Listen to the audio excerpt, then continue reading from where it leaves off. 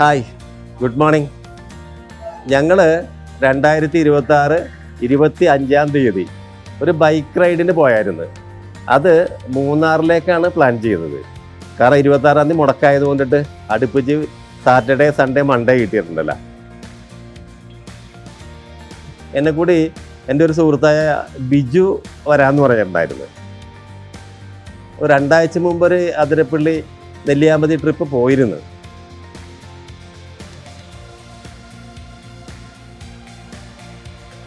ആറര മണിക്കാണ് എൻ്റെ മെറ്റിയോ നമ്മൾ വീട്ടിൽ നിന്ന് ഇറങ്ങിയത്.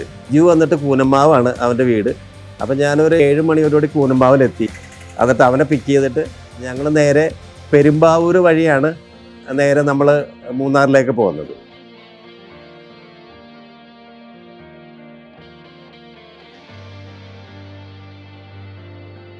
അപ്പോൾ പെരുമ്പാവൂർ വഴി വന്നിട്ട് നമ്മളൊരു 8:30 ഉടുപ്പി എന്ന് പറഞ്ഞിട്ടുള്ള ഒരു റെസ്റ്റോറൻറ്റ് ഉണ്ടായിരുന്നു. അപ്പോൾ ഞാൻ സ്ഥിരമായിട്ട് പോകുമ്പോൾ അവിടെ നിന്നാണ് കഴിക്കുന്നത്. നല്ല ഭക്ഷണമാണ് അവിടുത്തെ. അപ്പോൾ ഞങ്ങൾ അവിടെ കയറി പൂരി മസാല, നല്ല ഫിൽറ്റർ കോഫി അതെല്ലാം കഴിച്ച് അതിനുശേഷം നമ്മൾ അവിടെ നിന്ന് നേരെ പിന്നെ നമ്മൾ അടിമാലിക്കാണ് യാത്ര തിരിച്ചത്. അപ്പം നല്ല റോഡായിരുന്നു. അതിനുശേഷം നമ്മൾ പിന്നെ ഒരു ബ്രേക്ക് എടുത്തത് എനിക്ക് തോന്നുന്നത് കരിക്ക് കുടിക്കാൻ വേണ്ടി നിർത്തിയായിരുന്നു. അപ്പോൾ ഒരു ചേച്ചി നല്ല നാടൻ കരിക്കായിരുന്നു. ആ കരിക്ക് നല്ല കഴമ്പൊക്കെയുള്ള കരിക്കായിരുന്നു. അപ്പോൾ അതൊക്കെ കഴിച്ച് ചേച്ചിയോട് കുറേ അവിടുത്തെ നാട്ടുവിശേഷങ്ങളൊക്കെ ചോദിച്ച് അവിടെ ഒരു പള്ളിയുണ്ട്, മറ്റേ സെൻറ്റ് ജോർജിൻ്റെ പള്ളിയുണ്ട്. അവിടെ എന്തോ പെരുന്നാളും കാര്യങ്ങളൊക്കെ ആയിരുന്നു. കുറച്ച് നേരം അവരോട് സംസാരിച്ചതിന് ശേഷം ഞങ്ങൾ വീണ്ടും പിന്നെ അടിമാലിക്ക് പോകാമെന്ന് വിചാരിച്ചു. നമ്മൾ ഈ കരിക്കൊക്കെ കുടിച്ചതിന് ശേഷം വീണ്ടും നമ്മൾ അവിടെ നിന്ന് യാത്ര തിരിച്ചായിരുന്നു. അപ്പോൾ ചേച്ചി പറഞ്ഞായിരുന്നു റോഡ് വളരെയധികം ശോകമാണ്, ഭയങ്കര മോശമാണ്, നിറയെ പൊടിയൊക്കെയാണെന്ന് പറഞ്ഞിരുന്നു. എന്തായാലും നമ്മൾ ഇത്ര എത്തിപ്പോയി, ഇനി വേറെ വഴിയില്ല. അത് കാരണം ഞങ്ങൾ പിന്നെ പോണത്രയും പോട്ടെ എന്ന് വിചാരിച്ച് പോയി.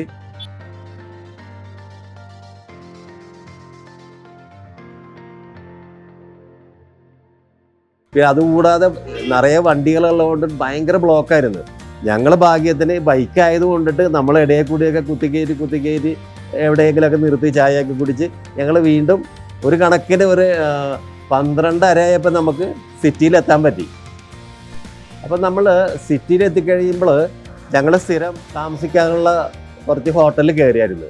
അപ്പോൾ അവിടെ സാധാരണ 2000 രൂപയൊക്കെ കിട്ടുന്ന റൂം ഇന്നത്തെ ദിവസം 4000-5000 രൂപയാണ് പറയണത്. ഒരു ബൈക്ക് റൈഡ് എന്ന് പറയുന്നത് നമ്മളൊരു ലോ ബഡ്ജറ്റ് ആണ് നമ്മുടെ ഒരു പ്ലാൻ. ആ രീതിയിലാണ് ഞങ്ങൾ പ്ലാൻ ചെയ്തേക്കുന്നത്. പെട്ടെന്ന് പ്ലാൻ ചെയ്തതാണ്. അത് നമുക്ക് താങ്ങാൻ പറ്റാത്തത് കൊണ്ടിട്ട് ഞങ്ങൾ വേഗം തന്നെ കുറച്ചുകൂടി താഴോട്ട് പോവാം, ഏതെങ്കിലും ഹോം സ്റ്റേ ഉണ്ടെങ്കിൽ അതെടുക്കാം എന്നൊക്കെ വിചാരിച്ചിട്ട് താഴേക്ക് ഇറങ്ങി. റൈറ്റിലേക്കൊരു റോഡ് കണ്ട് അപ്പോൾ അതിൻ്റെ പൊക്കത്തൊക്കെ കുറച്ച് വീടുകളൊക്കെ കണ്ടപ്പോൾ അവിടെ ഹോം സ്റ്റേ ഉണ്ടാവും നമ്മൾ കരുതി ഞങ്ങൾ കുറച്ച് മുമ്പിലേക്ക് പോയി നിർത്തി കഴിഞ്ഞപ്പോൾ ഒരു ചേട്ടൻ ഇങ്ങനെ നടന്നു വന്നിട്ടുണ്ടായിരുന്നു. അപ്പോൾ ചേട്ടനെ കണ്ടപ്പോൾ വെറുതെ ഒന്ന് ചോദിക്കാൻ തോന്നിയതാണ്. അപ്പോൾ ഞങ്ങൾ പറഞ്ഞ്, ചേട്ടാ ഒരു റൂം വല്ലതും കിട്ടാൻ വഴിയുണ്ട്, ഇവിടെ ഹോം സ്റ്റേ ഏതെങ്കിലും ഉണ്ടാ എന്ന് ചോദിച്ചപ്പോൾ ദൈവം നമ്മളെ കാണിച്ചു തന്ന പോലെ ചേട്ടൻ പറഞ്ഞു, നിങ്ങൾക്ക് റൂം വേണോ, നിങ്ങൾക്ക് എത്ര രൂപ സ്പെൻഡ് ചെയ്യാൻ പറ്റും എന്ന് ചോദിച്ചായിരുന്നു. അപ്പോൾ ഞങ്ങളൊരു 2000 വരെ കൊടുക്കാമെന്നായിരുന്നു നമ്മുടെ പ്ലാൻ. അപ്പോൾ ചേട്ടൻ പറഞ്ഞ 1500 തന്നെയാണെന്നുണ്ടെങ്കിൽ ഞാനൊരു റൂം തരാം എന്ന് പറഞ്ഞു. എന്നിട്ട് നമ്മൾ ചേട്ടനെ കൂടി പോയിട്ട് ഈ റൂം കാണുകയാണ് ചെയ്തത്. അപ്പം ഞാനങ്ങനെ ബിജുവിനെ അവിടെ നിർത്തിയിട്ട് ബൈക്കിൽ ആ ചേട്ടനെ കയറ്റി വന്ന്. അപ്പോൾ ഇത് സിറ്റിയുടെ നടുക്ക് തന്നെയാണ്. ഇതൊരു ഡോക്ടറുടെ ഒരു ക്ലിനിക്കും അതിനോട് അനുബന്ധിച്ചിട്ടുള്ള ഒരു സംഭവമാണ്. ഈ റൂം 3000 രൂപക്ക് ഇവർ വേറെ ആൾക്ക് കൊടുത്തേച്ചതാണ്. അപ്പോൾ ഈ ബ്ലോക്ക് കാരണം അവർക്ക് എത്താൻ പറ്റിയില്ലെന്നുള്ളതാണ്. അപ്പോൾ റൂം കൊണ്ടൊന്ന് കാണിച്ചപ്പോൾ ഞാൻ കണ്ടുകളി പോയി. കാരണം വലിയൊരു ഹോളുണ്ട്, സോഫയുണ്ട്, പിന്നെ എല്ലാ സൗകര്യവും ഉണ്ട്, TV ഉണ്ട്. ആകെ ഒരു കുഴപ്പമെന്ന് പറഞ്ഞാൽ ടോയ്ലറ്റ്, വാഷ്റൂം കുറച്ച് ചെറുതാണ്. അത് മാത്രമേ എനിക്ക് കുറച്ച് ബുദ്ധിമുട്ടായിട്ട് തോന്നിയുള്ളൂ. ബാക്കിയുള്ള എല്ലാ സൗകര്യം വെച്ച് നോക്കുമ്പോൾ ഈ 1500 രൂപക്ക് ഇതേപോലെ സീസണിൽ കിട്ടുക എന്ന് പറഞ്ഞു കഴിഞ്ഞാൽ നമുക്കത് വിശ്വസിക്കാൻ പറ്റാത്തൊരു സാധനമാണ്. അപ്പോൾ അങ്ങനെ ഞങ്ങൾ പിന്നെ ഇവിടെ വന്ന് കുളിച്ച് ഫ്രഷായി ഞങ്ങൾ വൈകുന്നേരം ഒരു 4 മണിക്ക് വേഗം തന്നെ നമുക്ക് മാട്ടുപ്പെട്ടി ടോപ്പ് സ്റ്റേഷനൊക്കെ പോകാൻ വേണ്ടിയിട്ട് ഞങ്ങൾ നേരെ ആ ഡാം കാണാനായിട്ട് പോയി. അങ്ങനെ ഞങ്ങൾ മാട്ടുപ്പെട്ടിയിലോട്ട് പോയി. അവിടെ കുറേ ഡാമും കാര്യങ്ങളൊക്കെ കണ്ട് പിന്നെ ടാറ്റ ടീയുടെ, റിപ്പിൾ ടീയുടെ ഒരു സ്ഥലമൊക്കെ ഉണ്ടായിരുന്നു. അവിടെയൊക്കെ പോയി നോക്കി അവിടെ നിന്ന് കുറേ ഫോട്ടോസൊക്കെ എടുത്ത് വീണ്ടും നമ്മൾ ടോപ്പ് സ്റ്റേഷനിൽ പോയി അവിടുത്തെ കുറച്ച് വ്യൂ ഒക്കെ കണ്ട് നമ്മൾ ഏതാണ്ട് ഒരു 9 മണിയോടുകൂടി നമ്മൾ രാത്രി തിരിച്ചു വന്ന് ഞങ്ങൾ ഡിന്നർ എനിക്ക് തോന്നുന്നത് സിറ്റിയിൽ പോയിട്ട് ഒരു ഹോട്ടലിൽ നിന്ന് ഫ്രൈഡ് റൈസും ചില്ലി ചിക്കനും ഒക്കെ മേടിച്ച് റൂമിൽ കൊണ്ടുവന്നിട്ട് കഴിക്കുകയാണ് ചെയ്തത്. നമ്മൾ കുറേ നേരം വർത്താനമൊക്കെ പറഞ്ഞിരുന്നു. ഞങ്ങളുടെ കുറേ വിശേഷങ്ങളുണ്ടല്ലോ. നമ്മൾ ഒന്നിച്ച് വളരെയധികം നാളെ മുദ്രയിലും ഹാമറിലും ഒക്കെ ജോലി ചെയ്തതാണ്. പിന്നെ ബിജു ആണെങ്കിൽ എന്നെ കൂടി ഞങ്ങളുടെ ടച്ച് ഇൻട്രാക്റ്റീവിൽ കുറച്ചാളുണ്ടായിരുന്നു. അപ്പോൾ ഇനിയും ബിജു ടച്ച് ഇൻട്രാക്റ്റീവിലേക്ക് വരും എന്നുള്ള വിശ്വാസമുണ്ട്. അപ്പോൾ അങ്ങനെ ഞങ്ങൾ കുറേ കഥകളൊക്കെ പറഞ്ഞിരുന്ന് രാത്രി ഒരു 2 മണിയായപ്പോൾ ഞങ്ങൾ കിടക്കുന്നു. രാവിലെ ഒരു 6 മണിയായപ്പോൾ എണീറ്റ് നമ്മൾ അടുത്ത് തന്നെ ഒരു ടാറ്റ ടീയുടെ ഔട്ട്ലെറ്റ് തുറന്നിട്ടുണ്ടായിരുന്നു. അപ്പോൾ ഞാൻ വിചാരിച്ച 9 മണിക്ക് ശേഷം തുറക്കണമെന്ന് വിചാരിച്ചു. ഞങ്ങളെപ്പോഴും അവിടെ പോയിട്ട് പർച്ചേസ് ചെയ്യാൻ നേരത്ത് ഭയങ്കര തിരക്കും ഇടിയൊക്കെ ആയിരിക്കും. അപ്പോൾ ഇത് കാലിയായിട്ട് കിടന്നേച്ചി. അപ്പോൾ ഞങ്ങൾക്ക് എന്തായാലും കുറച്ച് തേയില മേടിക്കണമായിരുന്നു. ഞങ്ങൾ രണ്ടുപേരും കൂടി അവിടെ കയറി അതെല്ലാം നടന്ന് കണ്ട് നമുക്ക് ആവശ്യമുള്ള ഞാൻ ലീഫ് ടീയാണ് മേടിച്ചത്. അത് വന്നിട്ട് 250 ഗ്രാമിൻ്റെ 3 എണ്ണം എടുത്തു കഴിഞ്ഞാൽ 1 എണ്ണം ഫ്രീ ആണ്. അപ്പോൾ അത് പലതിനും അങ്ങനെ 3 എണ്ണം എടുക്കുമ്പോൾ ഫ്രീ ഉണ്ട്, 4 എണ്ണം എടുക്കുമ്പോൾ ഫ്രീ ഉണ്ട്, അങ്ങനെ കുറേ ഉണ്ട്. അപ്പോൾ ഞാൻ കുറേ സാധനങ്ങളൊക്കെ അവരുടെ സംഭവങ്ങളൊക്കെ നോക്കി അതെല്ലാം വാങ്ങിയിട്ട് ഞങ്ങൾ അവിടെ നിന്ന് നേരെ തിരിച്ചിറങ്ങിയപ്പോൾ അവിടെ പഴയ മൂന്നാറിൻ്റെ പാലവുമുണ്ട്, പുതിയ പാലവുമുണ്ട്. അത് കഴിച്ച് അതിൻ്റെ താഴെ കൂടി പോകണം. അരുവിയൊക്കെ നല്ല ഭംഗിയുണ്ട്. അതുകൂടാതെ ടാറ്റാറ്റിയുടെ സൈഡിൽ തന്നെ അവരൊരു ഗാർഡൻ വെച്ച് പിടിപ്പിച്ചിട്ടുണ്ട്.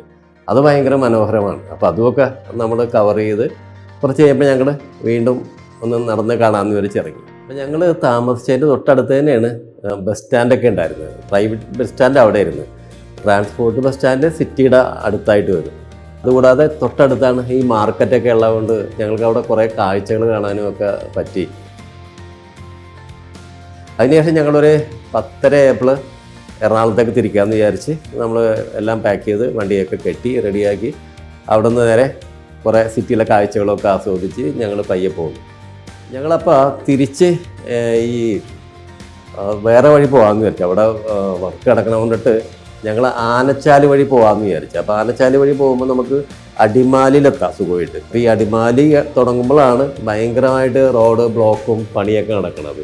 ചെറിയ റോഡാണ്, പക്ഷേ അതിൻ്റെ ഗുണമെന്ന് പറഞ്ഞാൽ 2 വശവും ഭയങ്കര മരങ്ങളും കാഴ്ചകളും ഒക്കെയാണ്. പിന്നെ തേയിലത്തോട്ടവും.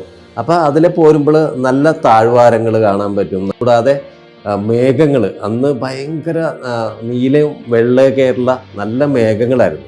അപ്പോൾ ആ മേഘങ്ങളൊക്കെ ഞങ്ങൾ കണ്ട് അവിടെ കുറേ വീഡിയോ ഒക്കെ എടുത്ത് ഞങ്ങൾ പയ്യ ഇവിടെ എത്തി, അടിമാലിയിലെത്തി. അപ്പോൾ അടിമാലിയിൽ എത്തിക്കഴിഞ്ഞിട്ട് ഭാഗ്യത്തിന് അന്ന് 26-ാം തീയതി ആയതുകൊണ്ട് പിന്നെ റോഡ് പണിയൊന്നും ഉണ്ടായിരുന്നില്ല. കംപ്ലീറ്റ് എല്ലാവരും ഓഫായി വന്നിട്ട് വേറെ പൊടിയൊന്നും വലിയ ശല്യം ഉണ്ടായിരുന്നില്ല. ഞങ്ങൾ വീണ്ടും നമ്മൾ എറണാകുളത്തേക്ക് യാത്ര തിരിച്ച്. അപ്പോൾ ഞങ്ങൾ കാണുന്ന ചെറിയ ചെറിയ വെള്ളച്ചാട്ടമൊക്കെ ഉണ്ടാവും. അപ്പോൾ അവിടെയൊക്കെ ഞങ്ങളൊന്ന് നിർത്തും, ചായ കുടിക്കും. പിന്നെ അവിടെ നിർത്തി കഴിയുമ്പോൾ അവിടെയുള്ള ആൾക്കാരായിട്ടൊക്കെ പരിചയപ്പെടാൻ പറ്റും. അങ്ങനെ ഇത് നമ്മളിങ്ങനെ പോകുമ്പോഴുള്ള ഗുണമെന്ന് പറഞ്ഞാലേ കുറച്ചും കൂടി നമ്മൾ ഈ നാട്ടുകാരായിട്ട് അടുത്ത് ഇടപെടാൻ പറ്റും. നമ്മൾ ചായ കുടിക്കുമ്പോഴും അങ്ങനെ അവരൊക്കെ പ്രത്യേകിച്ച് ബൈക്കിൽ വരുമ്പോൾ അവർ നമ്മളോട് ചോദിക്കും എവിടെ നിന്നാണ് വന്നാൽ, എത്ര ദൂരം പോകുന്നത്.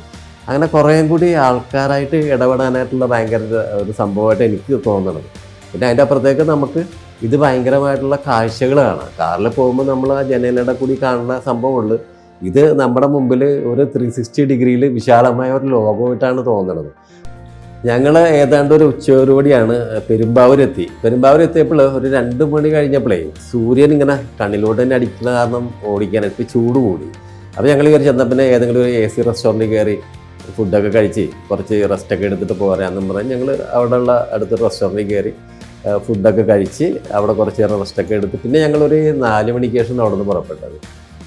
അത് പിന്നെ നമ്മൾ സാധാരണ ആലുവ വഴി തിരിച്ച് നമ്മൾ ബിജുവിൻ്റെ വീട്ടിലാണ് എത്തിയേക്ക്. ബിജു കൂനമ്മാവല്ല, ബിജുവിനെ അവിടെ നമ്മൾ ഇറക്കി.